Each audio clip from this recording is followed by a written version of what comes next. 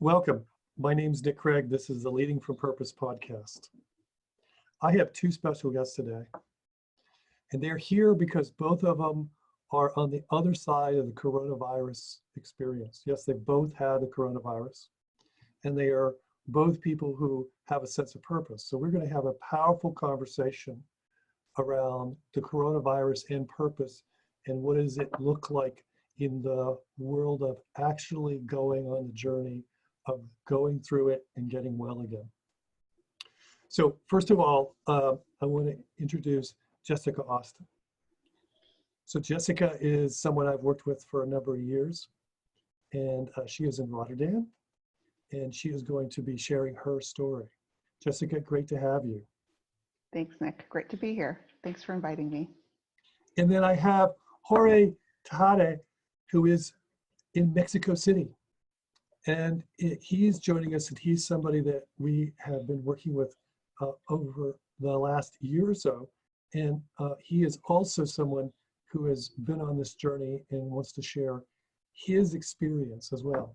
Jorge, welcome. Thank you, Nick. Happy to be here. So we're going to have this session be in two parts. The first part, we want to give both Jessica and Jorge a chance to talk about their purpose and how has that impacted them in general in their life. And then the second part of this is that we'll then go into the coronavirus experience for each of them. Now, this is the first time that the two of them are talking about their experience. So the insights and discoveries are going to be live as we do it together. So welcome to our discovery journey together. So first of all, Jessica, would you be willing to share with us your purpose, and then how has that impacted how you have been able to show up in the world that you operate in? Jessica. My purpose is crazy waves and angel wings. Use the magic to fly. Should I share why? You should, but look at Jorge. He's like, okay, I want to know, what does that possibly mean, right? So there's three parts. The first part is crazy waves because I love swimming in the ocean. The bigger the waves, the better. When the lifeguards put the red flag out saying don't go in, that's when I go in. And I love catching waves with my body and experiencing the thrill of catching the wave, and also the peaceful feeling that I have knowing this great force will take me back to shore. And that's very similar to the experience that I have when I'm working with people, where we get into a flow experience, like we're in our own bubble. And I just love that. The second part is angel wings. Angel wings is basically the part of me that people say they can just trust me as soon as they meet me. I don't know why. I believe it's a gift, and I'm really grateful to have that. And the third part is use the magic to fly. And I believe that there are things out there that we don't understand, and maybe we never will.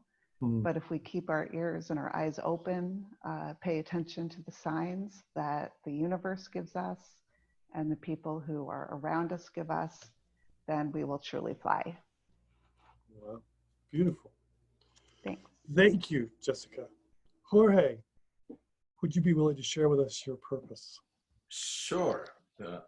I'm the curious Cub Scout leader who awakens your passion and helps you connect the dots to find your beautiful why and how. Let's have a blast.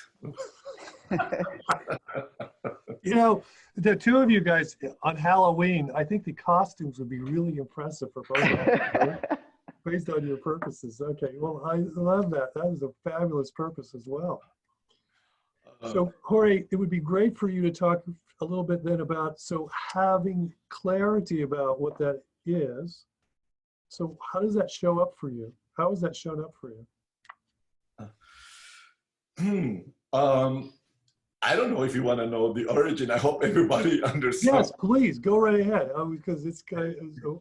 May I? Okay. I was a Cub Scout, and you know, they're very young, okay, little kids, okay. For many, many years, I discovered them. And I think a lot of the things that happened show up from that even experience. As I went through your workshop, Nix, and I started talking about that. And as a Cub Scout, I was always very curious, not only of where I got into, but also what I was asking. So when I started, and even got me into trouble, by the way, I asked questions that they were not to be asked at that moment, okay? But anyway, and I was set as to be the leader. And a leader, you take your 6 boys and you take them, okay? So that Cub Scout of adventure and journey, it's been always with me. So I took my group and I would love to take them to journeys. And as you can see, well, I don't know, but I'm a little bit, I feel I'm passionate about whatever I'm doing. This is a characteristic that I have. To the point that everybody, is there anything wrong? Okay, they ask me, because I love what I do. So I will love my group, okay, and then I will take them into these journeys. And hopefully I didn't take them into too much travel because I like them to experience. So as I did and the other thing that I learned from the Cub Scouts is a Cub Scout always has to have a good deed every day, okay? So they teach us, that's one, and when we had to report, because this is on Saturday, my meetings, you have to have your good deed. What was your good deed? So I even find things like give the lady the seat in the bus. Oh so my God. Be good deed, okay? So I always like this, I had to, So service become a theme. And I think all my career, and I won't go into this, has been there. Even as a banker. Even as a banker. Oh my God. Okay, as a banker, which I was all my career, I worked for this institution, for Citibank, okay? And I always saw my work as helping people materialize their dreams. And I wouldn't say that because we have to have the money, okay? And but I think I brought both. And so my journey was service, okay? So now when I retire and went back with my career to study, went back to school, blah, blah, blah, and everything, I then decided that I want to work with executives and C-suites. And because I lived through so many things that I wanted to make sure that they were getting better and that they were getting to their potential. They were unleashing their potential to do good to other people. And hopefully that will be reflected.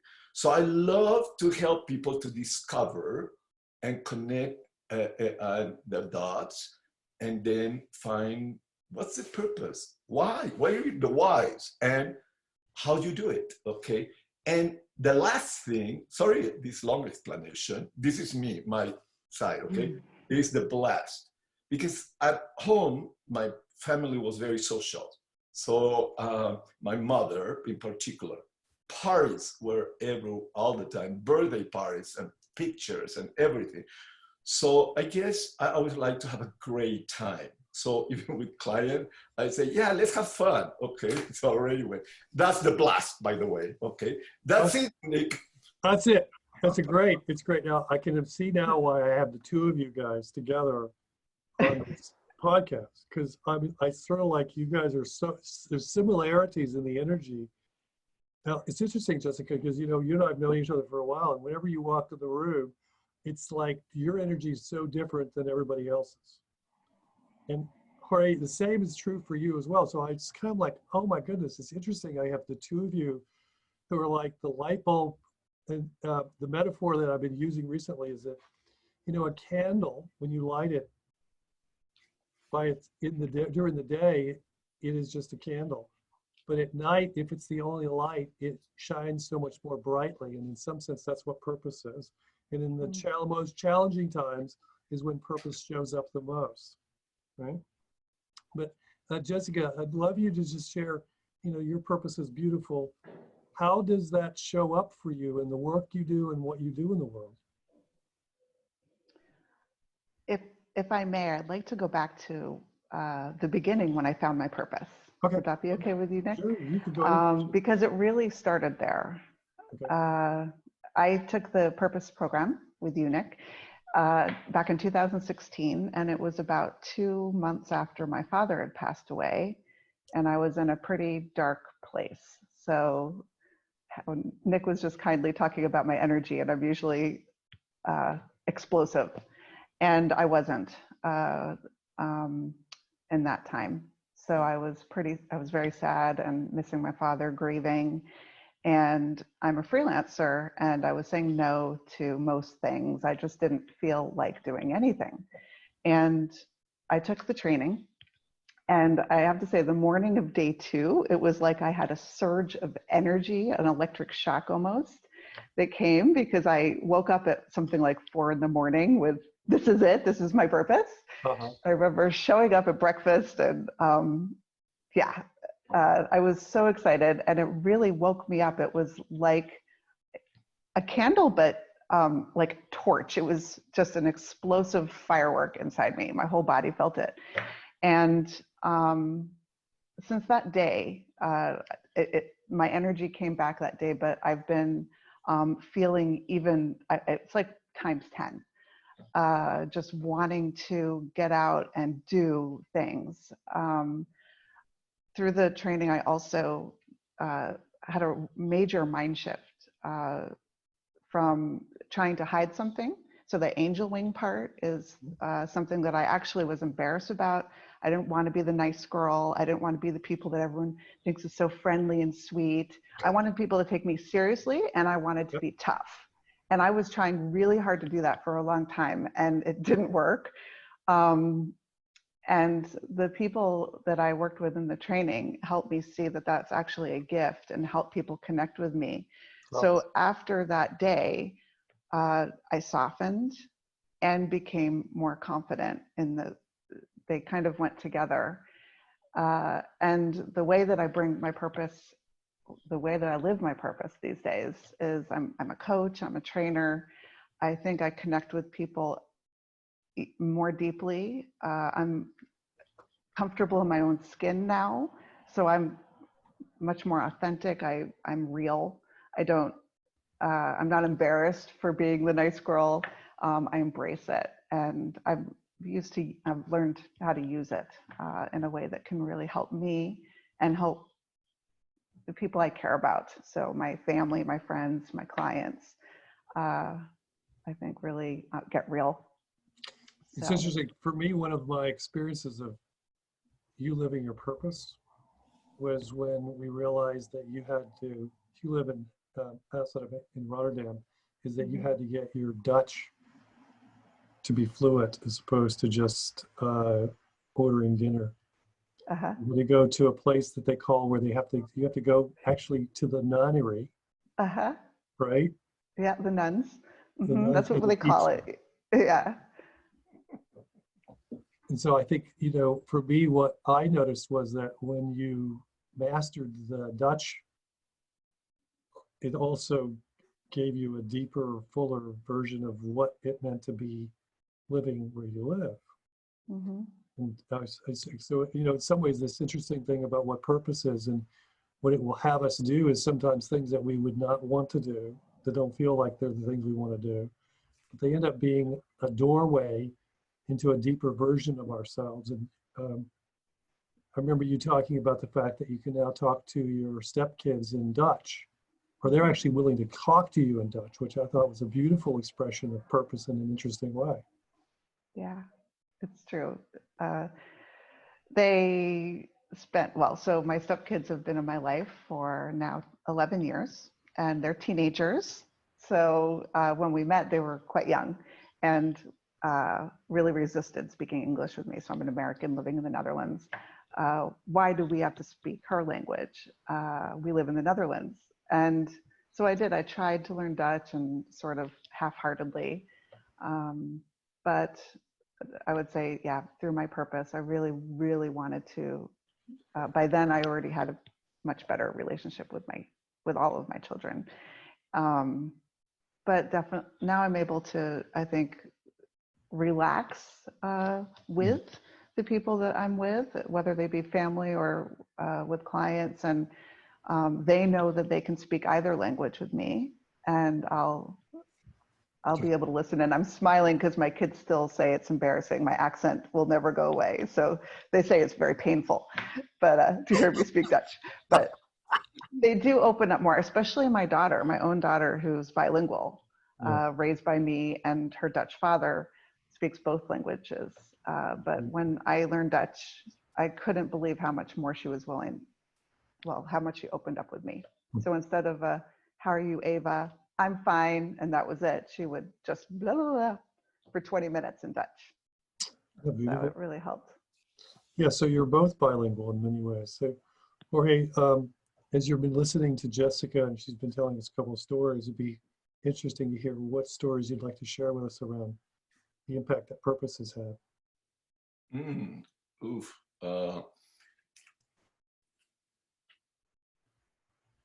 For one, I think when I went to the workshop and you go through all this reflection, suddenly clicks this thing like, hey, I see Jessica, finding a middle of that. Mine was on the way and I started connecting to, oh, wow. And for me, my purpose has been shown in many ways. In the, I would call it professionally, I'm an executive coach. So I went to school to study for that. And since I retired and went to school, I've been doing that with the executives. So you won't believe this, but my first client, the thing that he said, okay, yeah, let's have our first conversation. Where should we have it? And guess where? It wasn't at an office where I want to go through the woods and go through a journey in the woods. I mean, when he told me that, I said, what? I love it. I said, let's go. And it's so funny because it was my first time. We have not been lately in contact, and we got into contact this week. And he said, just as we finish the coronavirus, let's get together. Where? He suggested, let's go and walk through the woods in a journey. So it's been, for me, this is always in what I do, it's a journey. So we go into these engagements and we journey for as long as we need to. And it's about discovery. And I'm curious, so I ask a lot of questions. So tell me about it, and I want to know. And I think that has helped me, my curiosity with my clients. And I'm extremely passionate about it. So they get excited about this. All right, let's go and work. So I've been, without knowing, being myself, leveraging on that. And it's felt natural. I feel I've always been doing this. And if you look at it, we've always been doing it. Because when we were managers, or leaders, or whatever position we are, even in our homes, we're leaders, and we always need to find the answer, and sometimes of why, but sometimes how you do it. Okay, so I've been doing this as an executive coach, and I try to have fun. So I sometimes we joke and laugh. Like yesterday, I had a conversation with a client, and we couldn't stop laughing at the end because I started saying, this is you, it's all you, you're doing it. And laugh and laugh and laugh and about it. So it's life. Life is too short, okay? So let's have fun, let's have a blast, okay? As we do what we're trying to do. So I see that in what I'm doing it, and I feel in my space, and I feel I'm doing what I love. That's beautiful. Thank you. So yeah, it's so fun to have two of you on here at the same time as we talk about this. I think one of the things for those listening, purpose is the definition. We talk about purpose, but its definition is that the unique gift that you bring to the world. So what is it that is your way of seeing the world that no one else does, and what do you bring to it? In some sense, both Jessica and Jorge have a set of words that they've defined as their purpose, which in some sense describes that set of glasses by which they have the opportunity to see the world through.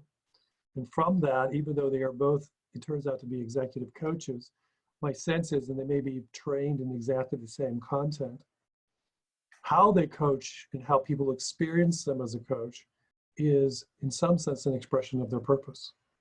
And so the idea that a client would then say, let's go walk in the woods, there's some part of that possibility of the Cub Scout that is showing up.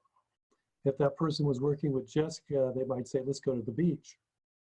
So, you know, in some ways, it's really interesting how what's interesting is how those metaphors and how those things, at some level, people pick it up and people relate to you in that way. Now, in some ways, it's by looking at all those stories over time that we start to understand what is the purpose that's been leading through us. And then we can own it fully, which is what you guys are talking about.